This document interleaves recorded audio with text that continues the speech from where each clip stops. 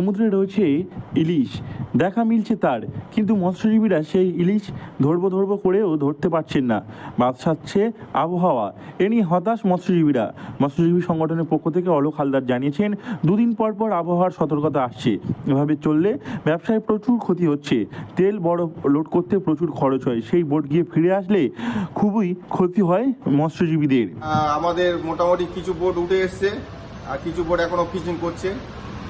খুব এইরকম প্রতিনিয়ত দুদিন অন্তর অন্তর যে ঝড়ের বার্তা আমরা পাচ্ছি, তাতে আমাদের ফিশিংয়ের খুব সমস্যা হচ্ছে। মৎস্যজীবীরা বারবার লসের মুখে সম্মুখীন হচ্ছে। দুদিন ভালো থাকে তো দুদিন পরে আবার ফিরে নিম্নচাপের সম্ভাবনা দেখা দিচ্ছে। আশা করি আকাশ কেটে যাবে, আমাদের ফিশারম্যানরা সুষ্ঠুভাবে ফিশিং করতে পারবে। এই মাসটা আমরা সম্পূর্ণ নিম্নচাপের মধ্যে এইভাবে চলে গেল।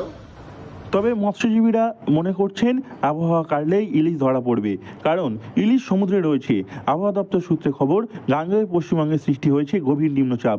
ভারী বৃষ্টির সঙ্গে ঘন্টায় 30 থেকে 40 কিলোমিটার বেগে বইতে পারে ঝোড়ো হাওয়া, ফলে উত্তাল থাকবে সমুদ্র। তবে আবহাওয়া কাটবে বলে মনে করা হচ্ছে। পশ্চিমবঙ্গ, বাংলাদেশ এবং উত্তর উড়িষ্যা উপকূল লাগোয়া উত্তর বঙ্গোপসাগরের উপর নিম্নচাপ তৈরি হয়েছে। সেই নিম্নচাপ শক্তি বাড়িয়ে দক্ষিণ পূর্ব গাঙ্গেয় পশ্চিমবঙ্গ এবং লাগোয়া বাংলাদেশের উপর গভীর নিম্নচাপে পরিণত হয়েছে। প্রাকৃতিক দুর্যোগ, ওয়েদার খারাপ, এই জন্য আমরা চলে আসছি। অনেক সময় দেখা যাচ্ছে আমরা 4-5 লাখ টাকা খরচা করে যাচ্ছি, ওটা যদি আমি ঘুরে আসি মাছ না ধরে, ওইটা আমাদের লস হবে। যার জন্য আমরা হয়তো একটু রিস্ক করতেছি। কিছু করার নেই, তো আমাদের ঘুরে আসি, তা আমরা চলবো কী করে, বউ বাচ্চা বাঁচবো কী করে।